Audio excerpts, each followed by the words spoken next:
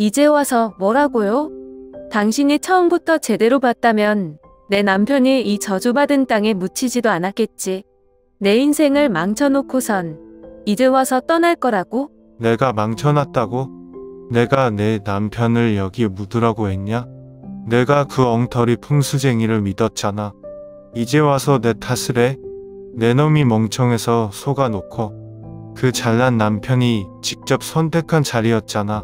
당신도 똑같아. 당신도 결국 내 인생에 휘몰아쳐 와서 아무것도 해결 못하고 떠나는 거잖아. 당신도 다 똑같다고. 사기꾼들이랑 다를 게 뭐야? 그럼 여기서 죽을래? 내가 원하면 나도 이 저주받은 땅에 같이 묻어줄까? 운명을 바꿀 수 있을까요? 나는 그녀의 질문에 대답할 수 없었다. 전라도 작은 마을에서 마주친 한 여인. 달빛 아래 그녀의 슬픈 눈빛은 무엇을 의미하는 걸까? 그녀는 나에게 손을 내밀었다. 그리고 나는 그 손을 잡았다. 하지만 이 이야기는 단순한 만남에서 끝나지 않았다. 지금부터 우리가 잊고 있던 운명의 이야기가 시작됩니다. 나는 그 밤을 아직도 또렷이 기억한다. 하늘에 걸린 둥근 보름달이 차가운 빛을 내리쬐고 싸늘한 바람이 옷깃 사이를 파고들었다. 한겨울은 아니었지만 바람이 유난히 쌀쌀했던 가을의 끝자락이었다. 나는 무수, 풍수와 관상을 연구하며 떠도는 사람이었다. 내 직업은 특별한 것이 아니다. 좋은 터를 찾고 사람들의 미래를 점쳐주며 살아가는 것이 일상이었다. 마을을 돌아다니다 보면 어떤 사람들은 내게 밥 한 끼를 대접해 주었고 또 어떤 사람들은 하룻밤 묵을 자리를 내어주었다. 사람들은 내가 어디에서 왔는지 어떤 삶을 살아왔는지 묻지 않았다. 그저 자신들에게 도움이 되는지 아닌지만 중요할 뿐이었다. 그날 밤 나는 전라도의 한 작은 마을을 지나고 있었다. 산자락 아래에 위치한 조용한 곳이었다. 낮에는 농사일로 바쁜 사람들이 밤이 되면 등불을 끄고 일찍 잠드는 평범한 시골 마을. 나는 별다른 생각 없이 마을 입구를 지나고 있었는데 문득 한 여인이 눈에 들어왔다. 그녀는 달빛 아래 가만히 서 있었다. 마치 시간이 멈춘 듯 움직이지도 않았다. 바람이 불어도 그녀의 긴 머리만 가볍게 흔들릴 뿐 몸은 한치도 흔들리지 않았다. 나는 이상하다는 생각이 들었지만 발길을 멈추고 조용히 그녀를 바라보았다. 관상을 봐주실 수 있나요? 그녀가 입을 열었다. 목소리는 나직했지만 담담한 말투 속에 깊은 슬픔이 서려 있었다. 나는 천천히 다가가 그녀의 얼굴을 살폈다. 이목구비가 단아하면서도 어딘가 쓸쓸한 분위기가 감돌았다. 고운 얼굴이었지만 눈빛은 한없이 깊고 어두웠다. 마치 거센 바람이 치는 호숫가에 홀로 서 있는 사람처럼.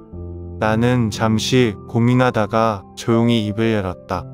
나는 사람의 운명을 단정짓지 않습니다. 하지만 당신 어깨 위에 무거운 짐이 보이는군요. 그녀는 가만히 웃었다. 하지만 그 웃음은 기쁨과는 거리가 멀었다.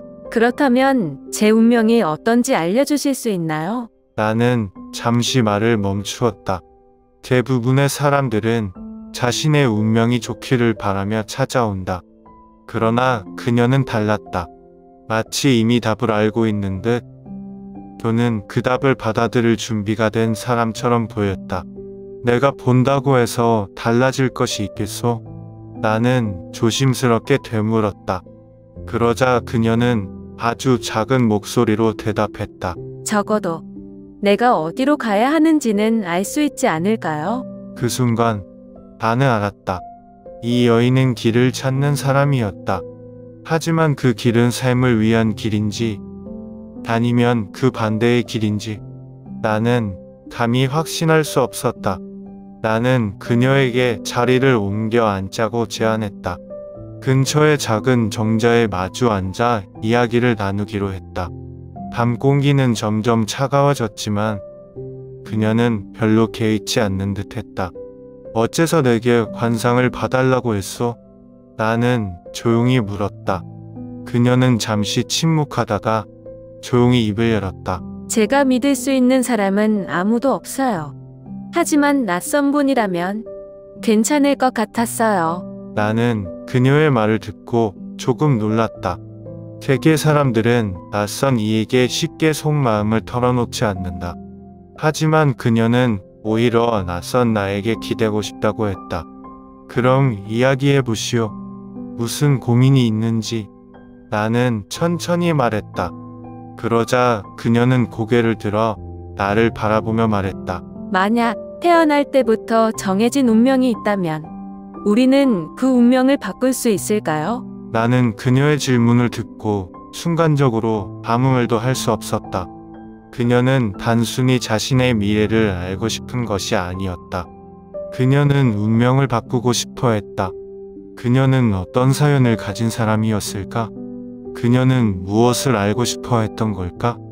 그 순간 달빛은 더욱 선명하게 그녀를 비추고 있었다. 나는 그녀를 조용히 바라보았다. 이름이 화선. 그녀는 겨우 25의 나이에 남편을 잃고 혼자가 되었다. 남편은 세상을 떠나기 전 자신이 묻힐 자리를 신중하게 골라달라고 부탁했다고 했다. 평생 고생만 했으니 죽은 뒤에는 나도 편히 쉴 수 있도록 좋은 자리를 찾아달라고. 그녀는 남편의 유지를 따랐다. 마을에서 가장 유명한 풍수사를 찾아가 가장 좋은 맷자리를 구했다.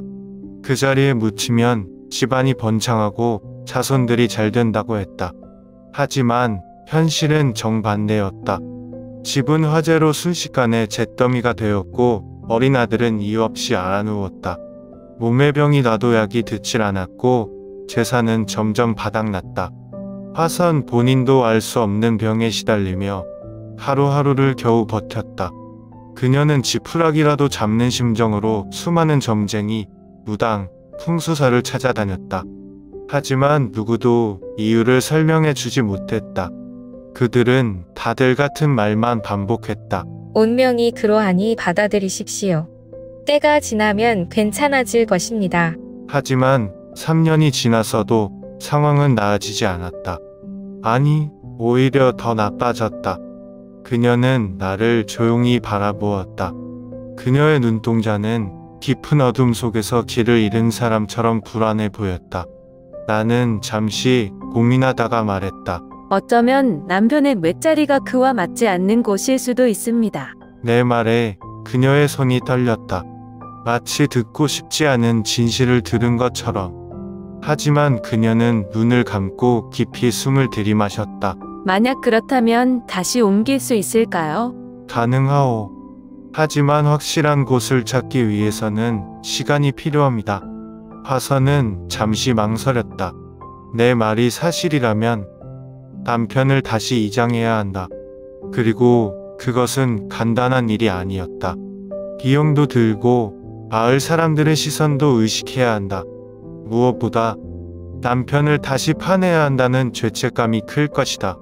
나는 그녀의 고민을 알기에 조용히 기다렸다. 그리고 마침내 그녀가 입을 열었다. 정말 할 수 있나요? 난 내 눈으로 직접 보고 판단할 것이요. 믿고 따를지는 당신의 선택이요. 만약 이 일을 해결해 주신다면 저는 평생 은혜를 잊지 않겠습니다. 나는 그녀의 말을 듣고 고개를 끄덕였다. 하지만 나는 알고 있었다. 사람들은 절박할 때 쉽게 약속을 한다. 그러나 일이 끝나고 나면 대부분 그 약속을 잊는다. 하지만 나는 보답을 바라고 이 일을 하는 것이 아니었다. 나는 그저 그녀의 눈에 가득한 절망이 사라지는 것을 보고 싶었다. 그렇게 우리의 이야기는 시작되었다. 나는 그녀와 함께 남편의 맷자리로 향했다. 그곳은 마을에서 멀리 떨어진 산속 깊숙한 곳이었다. 아침부터 길을 나섰지만 도착했을 때는 이미 해가 기울고 있었다. 바람이 세차게 불어 나뭇가지가 흔들릴 때마다 스산한 소리가 들렸다. 보통 좋은 맷자리는 따뜻한 기운이 감도는 법인데 이곳은 달랐다. 첫 발을 들이는 순간부터 온몸에 소름이 돋았다. 나는 조용히 주변을 둘러보았다. 묘비는 낡아 보였고 땅은 이상할 정도로 푹 꺼져 있었다. 여기저기 야생풀들이 자라 정돈되지 않은 모습이었다. 무언가 좋지 않은 기운이 느껴졌다. 이곳을 처음 왔을 때 느낌이 어땠소? 화선은 힘없이 대답했다. 솔직히 말하면 이상했어요. 왠지 모르게 가슴이 답답하고 몸이 무거워지는 기분이었어요. 그런데도 여기에 묻었어? 그때는 믿었으니까요. 풍수사가 가장 좋은 자리라고 했어요. 그리고 남편도 그 말을 듣고 안심했으니까. 나는 눈을 감고 깊은 숨을 들이마셨다. 그리고 다시 한번 묘지 주변을 살폈다. 이곳은 좋은 자리가 아니요. 오히려 저주받은 곳이요. 화선의 눈이 커졌다. 저주 받았다고요? 이 땅은 오래전부터 망자들의 원한이 쌓인 곳이요. 억울하게 죽은 자들이 묻혔거나 토의 기운이 좋지 않아 죽은 후에도 편히 쉬지 못하는 영혼들이 떠도는 곳이지. 그럴 리가 없어요. 풍수사가. 내가 믿었던 그 풍수사는 너를 속였소. 화선의 얼굴이 창백해졌다. 아니에요. 그는 마을에서 제일 유명한 풍수사였어요. 다들 그를 믿었고 저도 그래서. 그가 유명하든 아니든 상관없어. 중요한 건 이 땅의 기운이 틀렸다는 것이요. 너도 이미 느끼고 있었을 것이요. 화선은 입술을 깨물었다. 그럼 어떻게 해야 하죠? 지금이라도 옮길 수 있을까요? 나는 잠시 고민했다. 외자리를 옮기는 것은 간단한 일이 아니다. 하지만 이대로 두면 그녀와 가족들에게 계속 불행이 닥칠 것이 분명했다. 나는 결심하고 말했다. 새로운 자리를 찾아야 하오. 하지만 그러려면 내가 나를 완전히 믿어야 하오. 화선은 주먹을 꼭 쥐었다. 그리고 단호한 목소리로 대답했다. 믿겠습니다. 그러니 제발 도와주세요. 나는 그녀를 바라보며 고개를 끄덕였다. 이렇게 우리의 일이 본격적으로 시작되었다. 그때부터 한 달 동안 화선과 나는 새로운 외자리를 찾아 이곳저곳을 돌아다녔다. 마을을 벗어나 산을 넘고 강을 건너고 때로는 깊은 숲속까지 들어갔다. 낮에는 발품을 팔아 땅을 살피고 밤이 되면 허름한 민가에서 신세를 지거나 그마저도 여의치 않으면 산속에서 밤을 보내기도 했다. 처음에는 그녀가 힘들어할 거라고 생각했다. 하지만 예상과 달리 화선은 쉽게 지치지 않았다. 그녀는 묵묵히 걸었고 힘들어도 투정을 부리지 않았다. 밤이 되면 말없이 불을 피우고 작은 냄비에 국을 끓여 내 앞에 내밀었다. 소박한 음식이었지만 그녀의 정성이 담긴 따뜻한 한 끼였다. 나는 그제야 깨달았다. 이제 그녀는 예전에 약하고 흔들리던 여인이 아니었다. 남편을 잃고 집을 잃고 삶의 모든 것을 잃었어도 그녀는 여전히 살아가고 있었다. 그리고 그 과정에서 스스로 더 강해지고 있었다. 그런 그녀를 보면서 나는 이상한 감정을 느끼기 시작했다. 처음엔 단순한 동정심인 줄 알았다. 하지만 시간이 지날수록 그것이 단순한 연민이 아니라는 것을 깨달았다.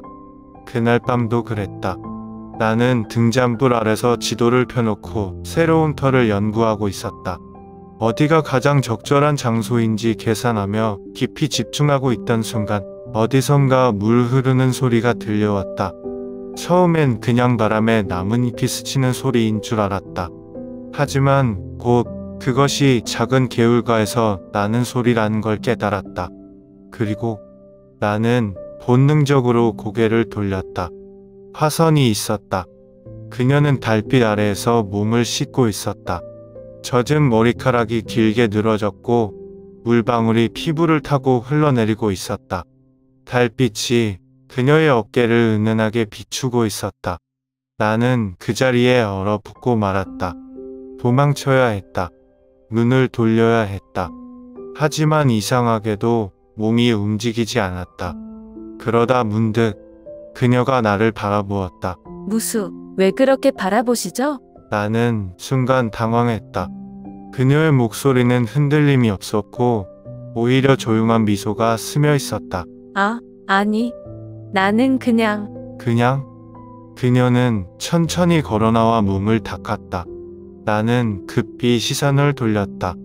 하지만 그녀는 피하지 않았다. 오히려 조용히 내 앞에 서서 말했다. 무수, 제가 어떻게 보이시나요? 나는 무슨 말을 해야 할지 몰랐다. 그저 입술을 질끈 깨물 뿐이었다. 그녀는 잠시 나를 바라보더니 씁쓸한 미소를 지었다. 이상하죠. 저는 이제야 제 자신을 되찾은 기분인데 정작 저는 여전히 누군가의 시선을 두려워하고 있어요. 무수는 저를 동정하나요? 나는 단호히 고개를 저었다. 아니요. 나는 단 한 번도 그런 감정으로 당신을 본 적이 없어. 그럼 그 눈빛은 뭐죠? 그녀의 말에 나는 더 이상 피할 수 없다는 걸 깨달았다. 하지만 대답을 하기 전에 화선은 이미 내 앞에서 등을 돌리고 있었다. 괜찮아요. 대답 안 하셔도 돼요. 저도 아직 제 마음을 모르니까요. 그렇게 그녀는 사라졌고 나는 혼자 남아 밤하늘을 올려다보았다. 그리고 그제야 깨달았다. 나는 이미 그녀를 바라보고 있었다. 아주 오래전부터 우리는 마침내 새로운 맷자리를 찾았다. 한 달 넘게 산과 강을 헤매다 드디어 발견한 곳이었다. 낮은 언덕이 부드럽게 이어지는 형세가 마치 용이 몸을 비틀며 하늘로 올라가는 듯한 모습이었다. 풍수에서 말하는 청룡 등천형, 즉 살아있는 자손들에게도 길하고 죽은 자도 편히 쉴 수 있는 자리였다. 나는 그곳에서 한참을 앉아 주변을 살폈다. 바람이 부드럽게 불었고 물이 흐르는 소리가 들렸다. 어디 하나 막힌 곳 없이 기운이 순환하는 곳이었다. 이곳이요. 화선은 내 말을 듣고 조용히 주위를 둘러보았다. 그리고는 작은 목소리로 말했다. 이제 끝난 걸까요? 나는 대답하지 않았다. 아직 끝난 것이 아니었다. 지금부터가 시작이었다. 남편의 맷자리를 옮기려면 마을 사람들의 허락을 받아야 했고 비용도 만만치 않았다. 하지만 화선은 이미 결정을 내린 듯 했다. 어떻게든 해볼게요. 남편을 여기로 데려오겠어요. 나는 그녀의 결심을 보며 고개를 끄덕였다. 이장이 진행된 날, 마을 사람들은 반반으로 갈렸다. 어떤 사람들은 화선을 이해하며 도와주었지만 어떤 이들은 수군거렸다. 죽은 사람을 함부로 움직이면 안 된다. 괜히 털을 옮겼다가 더 큰일이 나는 거 아니야? 이 모든 게 저 떠돌이 풍수쟁이 때문이야. 처음부터 저 사람을 믿지 말았어야 했어. 나는 조용히 그들의 말을 들었다. 어차피 언제나 듣는 말이었다. 사람들은 내가 떠돌아다니며 돈을 벌기 위해 거짓말을 한다고 생각했다. 그러나 나는 진심이었다. 삽이 첫 삽을 뜬 순간 갑자기 먼지가 휘날리며 바람이 거세게 불었다. 사람들은 깜짝 놀라 뒷걸음질 쳤고 어떤 이들은 겁에 질려 손에 쥔 삽을 떨어뜨렸다.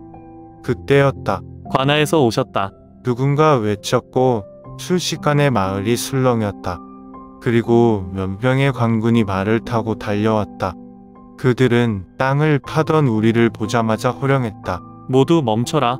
화선과 나는 서로를 바라보았다.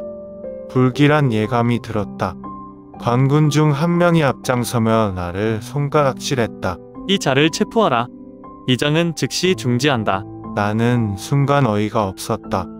무슨 말이요? 우리가 무슨 잘못을 했다고? 관군이 냉정하게 말했다. 너, 무수. 사람들을 속여 돈을 갈취한 죄로 체포한다. 뭐? 화선이 놀라서 앞으로 나섰다. 그게 무슨 말이에요? 무수님은 그런 분이 아니에요. 내가 속았을 뿐이다. 이자는 떠돌이 풍수쟁이로 여러 마을을 돌아다니며 과부들에게 거짓말을 하고 돈을 빼앗았다는 고발이 들어왔다. 그거 다 거짓말이에요. 누가 그런 말을 했죠? 관군은 그녀의 말을 무시하고 나를 붙잡아 묶었다. 나는 이를 악물었다. 이건 분명 내가 방해했던 자들의 계략이었다. 엉터리 풍수를 보고 돈을 벌던 자들이 나 때문에 진실이 밝혀지는 것이 두려워 나를 없애려는 것이었다. 나는 마지막으로 화선을 바라보았다. 그녀는 울고 있었다. 무수, 제발 이 사람들을 잊지 말라고 해요. 나는 그녀에게 조용히 말했다. 기다리시오. 이대로 끝나지 않소. 그리고 그 순간 나는 끌려갔다. 시간이 흘렀다. 처음에는 사람들이 궁금해했다. 그 떠돌이 풍수쟁이는 어떻게 됐나? 진짜로 사기꾼이었을까? 그러나 시간이 지나자 사람들은 더 이상 그의 이야기를 하지 않았다. 세상은 늘 그렇게 흘러갔다. 어느 날 갑자기 사라진 사람은 금세 잊혀지고 남겨진 자만이 기억을 안고 살아간다. 하지만 화선은 잊지 않았다. 그날 이후 그녀는 매일 해가 질 무렵이면 집 앞 마루에 앉아 산길을 바라보았다.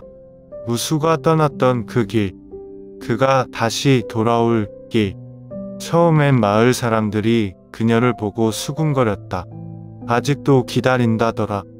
미련도 참 깊어. 그러나 시간이 흐르자 사람들은 그녀를 신경 쓰지 않았다. 기다림이 길어지면서 그녀는 점점 변해갔다. 말수가 줄었고 웃음도 사라졌다. 잠이 들면 꿈에서 무수를 보았다. 그는 항상 먼지를 뒤집어 쓴 채 나타났다. 눈빛은 여전히 단단했지만 손을 뻗어도 닿지 않았다. 그녀가 애타게 불러도 그는 말이 없었다. 그리고 꿈에서 깨어나면 차가운 달빛만이 남아있었다. 그동안 마을은 변하지 않았다. 아니, 오히려 더 나빠졌다. 무수를 모함했던 자들은 여전히 잘 살고 있었다.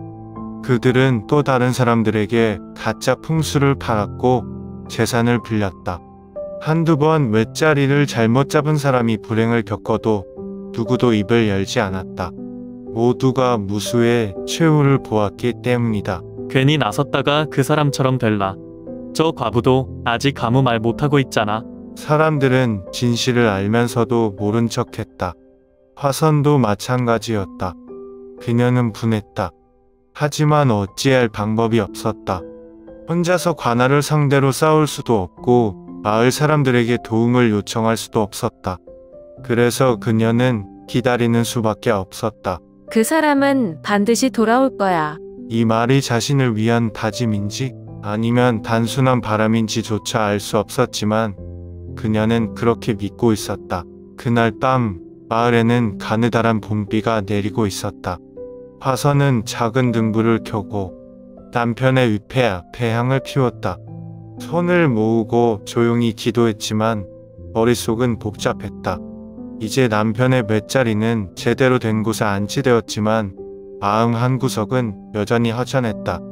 그리고 그 순간이었다. 뒤에서 들려오는 발소리, 느리고 조용한 걸음, 익숙한 듯 하지만 너무 오랜만이라 믿기 어려운 소리. 화선은 손끝이 떨렸다. 혹시 꿈인가? 이제는 현실과 꿈의 경계조차 흐릿해질 만큼 그녀는 그를 기다렸다. 화선, 그 순간 모든 감각이 멈췄다. 그녀는 천천히 고개를 돌렸다. 그리고 마침내 그를 보았다. 무수. 그는 마른 얼굴에 다소 초췌해 보였지만 눈빛만은 여전히 예전과 같았다. 깊고 단단한 그 눈동자. 화선은 순간적으로 몸이 얼어붙었다. 이게 현실일까? 아니면 또다시 꾸는 꿈일까? 나 돌아왔소. 그 한마디에 그녀는 더 이상 버틸 수 없었다. 그녀는 그에게 달려가 품에 안겼다. 하지만 입에서는 아무 말도 나오지 않았다. 오직 뜨거운 눈물만이 조용히 흘러내렸다. 어떻게 다시 돌아오신 거예요? 모두가 죽었다고 했어요. 무수는 조용히 그녀의 등을 토닥였다. 나도 그렇게 될 뻔했소. 하지만 과거에 내가 도왔던 한 사람이 나를 구해주었소. 덕분에 목숨을 건질 수 있었고 돌아올 방법을 찾았소. 화선은 그의 말을 듣고도 믿기지 않는다는 듯 그를 바라보았다. 하지만 왜 이제야 돌아오신 거예요? 왜 이렇게 오래 걸린 거죠? 오고 싶었소.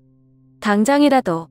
하지만 내가 살아있다는 걸 알면 그 자들이 가만히 두지 않을 것이었소.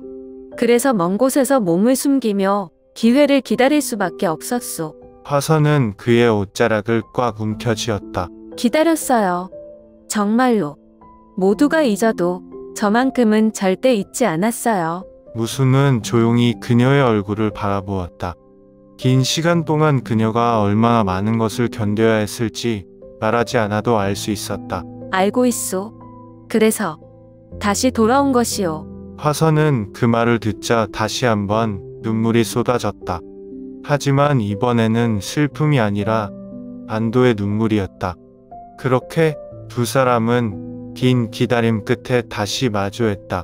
무수가 돌아온 지 얼마 지나지 않아 마을은 크게 술렁였다. 처음에는 사람들도 믿기지 않는다는 표정이었다.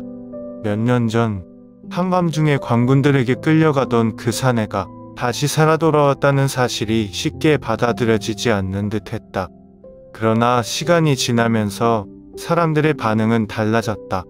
특히 예전부터 무수를 모함했던 자들의 얼굴에는 분명한 불안감이 서렸다. 무수는 더 이상 떠돌이 풍수쟁이가 아니었다. 그는 마을 사람들 앞에 나서서 말하고 직접 증거를 내밀었다.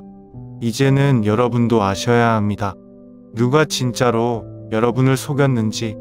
그는 직접 모은 증거들을 펼쳐 보였다. 마을에서 털을 팔아넘긴 지주들, 그들과 손잡고 거짓 풍수를 말하며 돈을 챙긴 자들, 그리고 그들과 결탁해 무고한 사람들을 죄인으로 몰아간 탐관오리들. 그들의 이름과 행적이 고스란히 기록된 문서들이었다. 사람들은 그제야 자신들이 속았다는 것을 깨달았다. 우리가 저들에게 얼마나 많은 돈을 바쳤는데 우리 가족도 그들 말만 믿고 몇 자리를 옮겼다가 불행을 겪었어. 무수를 잡아가던 그날 우린 왜 아무 말도 못했을까? 분노가 들끓었다. 처음에는 낮은 목소리로 웅성거리던 사람들이 점점 크게 소리치기 시작했다. 이대로 둘 수 없어. 이 자들을 관하로 끌고 가야 해. 마을 사람들은 마침내 행동에 나섰다. 무수는 그들을 이끌고 직접 관하로 갔다. 탐관오리들은 당황했다. 그들은 몇 년 전과 같은 방법으로 무수를 다시 모함하려 했지만 이번에는 달랐다. 이번에는 무수가 혼자가 아니었다. 증거가 있었고 무엇보다 무수를 지지하는 사람들이 있었다. 결국 부패한 자들은 하나둘씩 체포되었고 일부는 도망쳤다. 마을은 오랜만에 환호로 가득 찼다. 그렇게 무수는 자신의 결백을 증명했을 뿐만 아니라 마을 사람들의 억울함도 풀어주었다. 그러나 모든 것이 끝난 후 무수는 다시 떠날 준비를 하고 있었다. 이제 나의 할 일은 끝났소. 나는 다시 길을 떠나겠소. 화선은 그의 말을 듣고 가만히 서 있었다. 잠시 후 그녀는 천천히 고개를 저었다. 무수님은 항상 떠나기만 하네요. 나는 떠돌이요. 이곳에 머물 이유가 없소. 아직도 모르세요? 무수는 그녀를 바라보았다. 그녀의 눈빛은 흔들림이 없었다. 내가 기다린 건 단순히 당신이 돌아오는 것이 아니라 당신이 내 곁에 머무는 것이었어요. 나는 이미 모든 것을 잃었지만 그래도 기다렸어요. 왜냐하면 당신이 나의 마지막 희망이었으니까요. 무수는 아무 말도 하지 못했다. 그는 단지 떠나는 것이 그녀를 위한 길이라고 생각했었다. 하지만 그녀는 이미 그와 함께하는 삶을 선택하고 있었다. 그는 조용히 그녀를 안았다. 그렇게 마을 사람들의 축복 속에서 두 사람은 혼례를 올렸다. 화려하지 않았지만 진심이 담긴 예식이었다. 그날 밤 화선은 조용히 무수의 어깨에 기대어 말했다. 이제야 우리가 있을 곳을 찾았네요. 무수는 미소를 지으며 그녀를 꼭 끌어안았다. 달빛 아래 그들은 마침내 함께였다.